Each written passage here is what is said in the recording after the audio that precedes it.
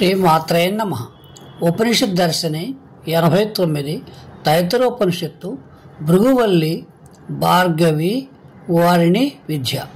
వేదాల సారం ఉపనిషత్తులు, ఉపనిషత్తుల సారం భగవద్గీత. ఉపనిషత్తుల్లోని కొన్ని మంత్రాలు యథాతథంగాను, మరికొన్ని మంత్రాలలోని మొదటి పాదాలు భగవద్గీతలలో శ్లోకాలుగా తీసుకోబడ్డాయి. అందుకే ప్రతి అధ్యాయం చివర భగవద్గీతాసు ఉపనిషత్తు బ్రహ్మ విద్యాయాం యోగశాస్త్రే అంటూ భగవద్గీత అనేది ఒక ఉపనిషత్తు, ఒక యోగశాస్త్రము. బ్రహ్మ విద్యను అనగా ఆత్మజ్ఞానాన్ని బోధించే శాస్త్రము. ఇది కృష్ణార్జున సంవాద రూపంలో వివరించబడింది. అన్ని రకాల సందేహాలను పటాపంచలు చేస్తూ అర్జునుని ద్వారా ప్రశ్నల రూపంలో ప్రతి చిన్న సందేహాన్ని లేవనెత్తి వాటిని నివృత్తి చేస్తూ విశదపరిచిన ప్రత్యక్ష బ్రహ్మ విద్యా సాధన గ్రంథము. అనుభవపూర్వకంగానే ఆత్మ సాక్షాత్కారాన్ని పొందాలని తెలిపే శాస్త్రం ఈ భగవద్గీత. ఇప్పుడు ఉపనిషత్తుల్లోకి వద్దాం. తైత్తరోపనిషత్తులో ఆనందవల్లి బ్రహ్మంతో తదాత్మం చెందడమే బ్రహ్మానందమని, అదే జీవిత పరమార్థమని వివరించింది. ఆత్మను కప్పుతూ ఉన్న పంచకోశాల స్వభావ స్వరూపాలను చెప్పింది. ఇంతవరకు తత్వబోధ చేసి భృగువల్లిలో ఆత్మ సాక్షాత్కారానికి మార్గాన్ని నిర్దేశించి చూపుతోంది.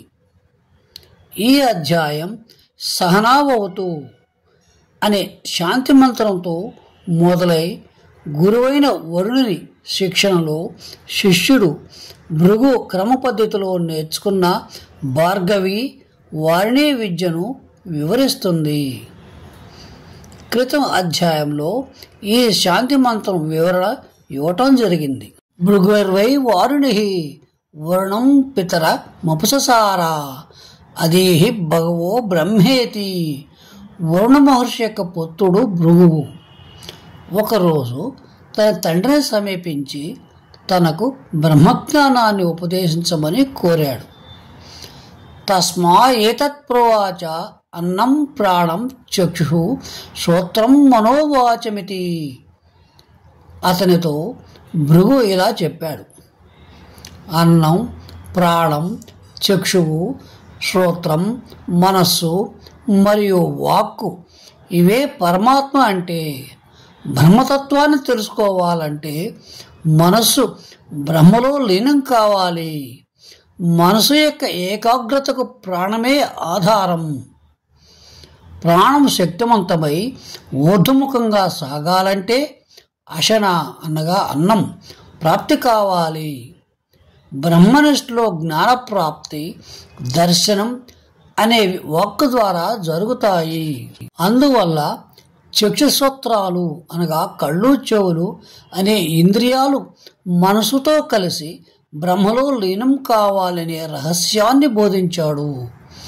దేనివల్ల ఈ జీవాల ఉత్పత్తి జరిగిందో, దేని ఆధారంతో ఇవి అన్నీ జీవిస్తున్నాయో, మరణానంతరం దేనిలో ఇవన్నీ లయమవుతాయో దాన్ని తెలుసుకోవాలి.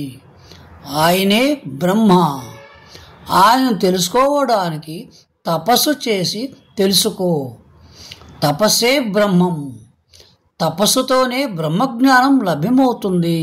తపస్సు అంటే మన సచింద్రియాణాంచ ఏకాగ్ర్యం తపముచ్యతే అని మనస్సును, ఇంద్రియాలను ఆత్మ మీదనే కేంద్రీకరించటం అని అర్థం. సశేషం.